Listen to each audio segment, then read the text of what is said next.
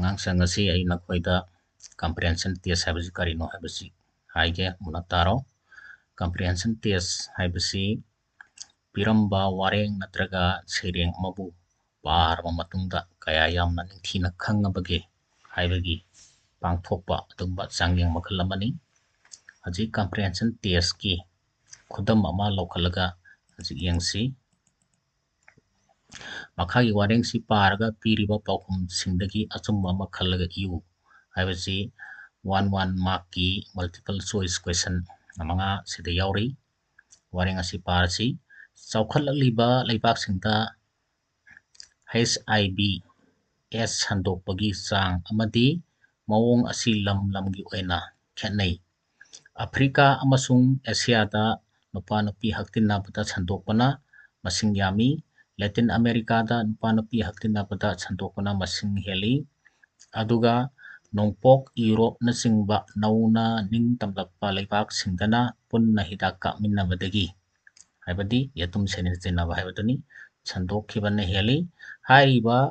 ꯃꯐꯝ ꯄꯨꯝꯅꯃꯛꯁꯤꯗ ꯃꯥꯒꯤ ꯂꯝꯒ ꯆꯨꯅꯕ ꯄꯥꯝꯕꯩ ꯁꯤꯖꯤꯟꯅꯗꯨꯅ ꯅꯍꯥꯔꯣꯟꯁꯤꯡꯕꯨ HIV AIDSꯇꯒꯤ ꯀꯟꯅꯕ ꯍꯣꯠꯅꯍꯧꯗ꯭ꯔꯕꯗꯤ ꯃꯇꯝ ꯈꯔꯒꯤ ꯃꯇꯨꯡꯗꯗꯤ ꯂꯥꯏꯆꯠꯁꯤ ꯄꯥꯛꯇꯛꯅꯅ ꯁꯟꯗꯣꯔꯛꯇꯨꯅ ꯃꯥꯂꯦꯝꯒꯤ ꯅꯍꯥꯔꯣꯟ ꯄꯨꯝꯅꯃꯛ ꯍꯥꯠꯈꯤꯕ ꯌꯥꯕꯒꯤ ꯑꯀꯤꯕ ꯂꯩ ꯍꯥꯏꯕꯗꯤ ꯑꯩꯈꯣꯏꯅ HIVꯁꯦ ꯃꯁꯤꯗ ꯊꯤꯡꯅꯅꯕ ꯄꯥꯝꯕꯩ ꯀꯌꯥꯝ ꯄꯥꯏꯈꯠꯇꯨꯅ ꯂꯩꯕꯥꯛ ꯀꯌꯥꯗꯒꯤ ꯍꯣꯠꯅꯗ꯭ꯔꯒꯗꯤ ꯑꯩꯈꯣꯏꯒꯤ ꯅꯍꯥꯔꯣꯟꯁꯤꯡꯁꯦ ꯍꯥꯏꯕꯗꯤ ꯅꯍꯥ ꯑꯣꯏꯔꯤꯕ ꯌꯨꯠꯁꯤꯡ ꯑꯁꯤ ꯄꯥꯛꯇꯛꯅꯅ ꯁꯤꯈꯤꯕ ꯌꯥꯕꯒꯤ ꯑꯗꯨꯝ ꯑꯀꯤꯕ ꯂꯩ ꯍꯥꯏꯕꯅꯤ AIDS ꯅꯥꯕꯗꯒꯤ ꯀꯟꯅꯕ ꯍꯣꯠꯅꯕꯗ ꯅꯠꯇꯅ ꯅꯍꯥꯔꯣꯜꯁꯤꯡꯒꯤ ꯃꯁꯥ ꯃꯎ ꯐꯅ ꯍꯤꯡꯅꯕ ꯑꯃꯗꯤ ꯃꯤꯑꯣꯏꯕꯒꯤ ꯍꯛ ꯃꯥꯡꯍꯟꯗꯅꯕ ꯍꯣꯠꯅꯕ ꯇꯥꯏ ꯍꯥꯏꯗꯤ HIV ꯅꯠꯇ꯭ꯔꯒ AIDS ꯅꯥꯔꯦ ꯍꯥꯏꯗꯅ ꯃꯈꯣꯏꯕꯨ ꯍꯟꯊꯅ ꯌꯦꯡꯕ ꯑꯗꯨ ꯇꯧꯗꯕꯤꯗ ꯃꯈꯣꯏꯒꯤꯁꯨ ꯔꯥꯏꯠ ꯃꯈꯣꯏꯒꯤ ꯍꯛꯁꯨ ꯆꯞ ꯆꯥꯅ ꯄꯤꯔꯒ ꯃꯈꯣꯏꯕꯨ ꯏꯀꯥꯏ ꯈꯨꯝꯅꯕ ꯆꯪꯉꯤ ꯍꯥꯏꯕꯅꯤ ꯍꯧꯖꯤꯛ ꯍꯥꯏꯕ ꯋꯥꯔꯦꯡꯁꯤꯒ ꯃꯔꯤ ꯂꯩꯅꯅ ꯋꯥꯍꯪ ꯈꯔ ꯂꯧꯈꯠꯂꯒ ꯌꯦꯡꯉꯁꯤ ꯑꯍꯥꯟꯕ ꯋꯥꯍꯪꯗ ꯌꯦꯡꯁꯤ ꯑꯍꯥꯟꯕ ꯋꯥꯍꯪ ꯑꯐ꯭ꯔꯤꯀꯥ ꯑꯃꯁꯨꯡ ꯑꯦꯁꯤꯌꯥꯗ HIV AIDS ꯁꯟꯗꯣꯛꯄꯒꯤ ꯆꯥꯡ ꯀꯔꯤꯗꯅ ꯍꯦꯜꯂꯤ ꯍꯥꯏꯕꯁꯤꯗ ꯃꯜꯇꯤꯄꯜ ꯆꯣꯏꯁꯀꯤ ꯀ꯭ꯋꯦꯁꯟ ꯑꯣꯞꯁꯟ 3 ꯄꯤꯔꯦ ꯄꯨꯟꯅ ꯍꯤꯗꯥꯛ ꯀꯥꯞꯃꯤꯟꯅꯕꯗꯒꯤ ꯁꯟꯗꯣꯛꯄꯅ ꯍꯦꯜꯂꯤ ꯑꯅꯤꯁꯨꯕꯗ HIV ꯃꯍꯤꯛ ꯄꯛꯄ ꯏ ꯀꯥꯞꯄꯗꯒꯤ ꯁꯟꯗꯣꯛꯄꯅ ꯍꯦꯜꯂꯤ ꯑꯍꯨꯝꯁꯨꯕꯗ ꯅꯨꯄꯥ ꯅꯨꯄꯤ ꯍꯛꯇꯤꯟꯅꯕꯗꯒꯤ ꯁꯟꯗꯣꯛꯄꯅ ꯍꯦꯜꯂꯤ ꯃꯔꯤꯁꯨꯕꯗ ꯃꯊꯛꯀꯤ ꯑꯍꯨꯝꯃꯛ ꯅꯠꯇꯦ ꯑꯗꯨ ꯃꯁꯤꯒꯤ ꯋꯥꯔꯦꯡꯁꯤꯒꯤ ꯃꯇꯨꯡ ꯏꯟꯅ ꯁꯦꯀꯦꯟ ꯂꯥꯏꯟꯗ ꯌꯥꯎꯔꯤꯁꯤ ꯌꯦꯡꯉꯨ ꯑꯟꯗꯔꯂꯥꯏꯟ ꯆꯤꯡꯉꯒ ꯑꯐ꯭ꯔꯤꯀꯥ ꯑꯃꯁꯨꯡ ꯑꯦꯁꯤꯌꯥꯗ ꯅꯨꯄꯥ ꯅꯨꯄꯤ ꯍꯛꯇꯤꯟꯅꯕꯗ ꯁꯟꯗꯣꯛꯄꯅ ꯃꯁꯤꯡ ꯌꯥꯝꯃꯤ ꯑꯗꯨꯅ ꯍꯥꯏꯔꯤꯕ ꯀ꯭ꯋꯦꯁꯟꯁꯤꯒꯤ ꯃꯇꯨꯡ ꯏꯟꯅ ꯉꯁꯥꯏꯒꯤ ꯅꯝꯕꯔ 3 ꯔꯣꯃꯥꯟ ꯅꯝꯕꯔ 3 ꯑꯍꯨꯝꯁꯨꯕ ꯅꯨꯄꯥ ꯅꯨꯄꯤ ꯍꯛꯇꯤꯟꯅꯕꯗꯒꯤ ꯁꯟꯗꯣꯛꯄꯅ ꯍꯦꯜꯂꯤ ꯍꯥꯏꯕꯁꯦ ꯃꯁꯤꯅ ꯆꯨꯝꯃꯦ ꯃꯊꯪꯒꯤ ꯀ꯭ꯋꯦꯁꯟ ꯁꯝꯗ ꯑꯃꯨꯛ ꯌꯦꯡꯁꯤ ꯅꯣꯡꯄꯣꯛ ꯌꯨꯔꯣꯞꯅꯆꯤꯡꯕ ꯅꯧꯅ ꯅꯤꯡꯇꯝꯂꯛꯄ ꯂꯩꯕꯥꯛꯁꯤꯡꯗ HIV ꯁꯟꯗꯣꯛꯄꯒꯤ ꯆꯥꯡ ꯀꯔꯤꯗꯅ ꯍꯦꯜꯂꯤ ꯍꯥꯏꯕꯁꯤ ꯑꯣꯞꯁꯟ 3 ꯄꯤꯔꯦ ꯄꯨꯟꯅ ꯍꯤꯗꯥꯛ ꯀꯥꯞꯃꯤꯟꯅꯕꯗꯒꯤ ꯁꯟꯗꯣꯛꯄꯅ ꯍꯦꯜꯂꯤ ꯍꯥꯏꯕ ꯑꯃ नंबर 2 HIV महिक पक्पा ई कापदी संदोपनी हेली हाइबा अमा अहुमसुबदा नुपा नुपी हक्तिन्नबदगी संदोपनी हेली हाइबा अमा मरीसुबदा मथगी अहुमक नत्ते मसी वारेंगजिगी मतुंगिना सिदा अहुमसुबा लाइन वरपदा यावरि जियांगु नोंपो यूरोपना सिंगबा नौना निंग तमलक लेबाक सिंगदना पुन्ना हिदा कामिन्नबदगी संदोपनी हेली ना हाइरि मरम अदुना हाइबा क्वेश्चन समजिगी नंबर 1 पुन्ना हिदा कामिन्नबदगी संदोपनी हेली हाइजना चुम्मे सिदा यावरे अदुगा मथंगी क्वेश्चन अमुक यंगसी अहुमसुबा क्वेश्चन लाइदा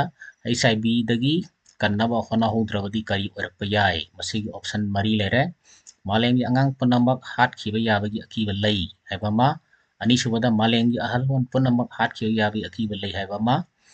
अहुमसुबदा मालेंगी मी पुनमक हातखिबा याबगी अकीबा लई हाइबामा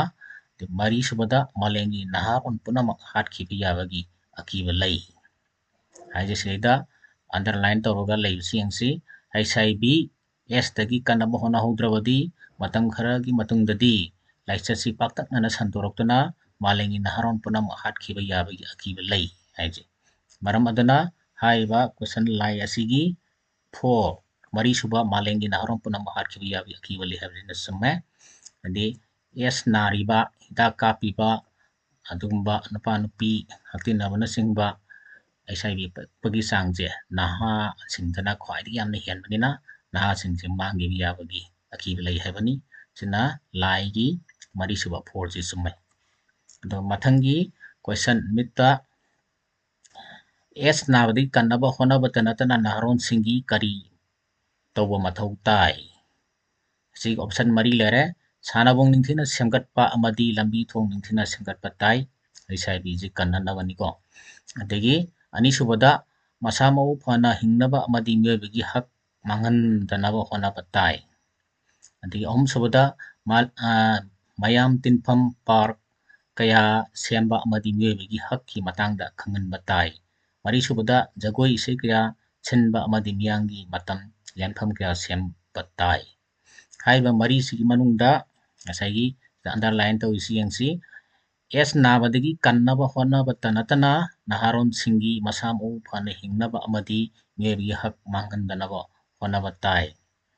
ꯃꯔꯝ ꯑꯗꯨꯅ ꯃꯤꯠꯀꯤꯁꯤ ꯉꯁꯥꯏꯒꯤ ꯔꯥꯎꯟ ꯅꯝꯕꯔ 2 ꯑꯅꯤꯁꯨꯕ ꯃꯁꯥ ꯃꯎ ꯐꯅ ꯍꯤꯡꯅꯕ ꯑꯃꯗꯤ ꯃꯤꯑꯣꯏꯕꯒꯤ ꯍꯛ ꯃꯥꯡꯍꯟꯗꯅꯕ ꯍꯣꯠꯅꯕ ꯇꯥꯏ ꯍꯥꯏꯕꯁꯤ ꯁꯤꯅ ꯑꯆꯨꯝꯕ ꯑꯣꯏꯔꯦ ꯃꯊꯪꯒꯤ ꯀꯣꯏꯁꯟ ꯑꯔꯣꯏꯕ ꯃꯉꯥꯁꯨꯕꯗ ꯂꯦꯇꯤꯟ ꯑꯃꯦꯔꯤꯀꯥꯗ HIV ꯁꯟꯗꯣꯛꯄꯒꯤ ꯆꯥꯡ ꯀꯔꯤꯗꯅ ꯍꯦꯜꯂꯤ ऑप्शन मरी लेरे HIV महिक पप्पा ई कापदगी संदोकनी हेली अनि सुबदा पने हिदा कामिनाबदगी संदोकनी हेली अहम सुबदा नपी हक्तिनाबदगी संदोकनी हेली मरी सुबदा मथकी अहमक नते असिदा पीरिबा वारेंग सिगी अहम सुबा परेंग लाइन द लेसियांगो लैटिन अमेरिका दा नपन पी हक्तिनाबदा संदोकनी मसिंग हेली मरम अदना हाइबा अरोइबा पा सिगी अचुंबा पाउखुमजी नंबर 3 नुपा नुपी हक्तिनाबदगी संदोकनी हेली हाइबजी लेरे असिदा हाइबा क्वेश्चन मंगा असिगी पाउखुम कोकिना अहुम सुबा समगिना अहानबा लाइगी मरी सुबा मिटकी अनि सुबा नुपागी अहुम सुबजे लेरे अदुना अखोइना comprehension की एनी क्वेश्चन अमा वहंग मलाक मतमदा मदुबो खना यामना मुन्ना कुपना पार मतुंगदा हाय वहंग दुका चानावा पाखुमदु करमना ख्वाइदगी चुम्मी करमना अचुम्बनो हायबदो खना थिदोगा खोइना एग्जाम दा मदुगी पाखुमदु पीगदवनी असी पीरो मतुंगदा खोइना फुल मार्क फंगबा ngamgani. Thank you for watching.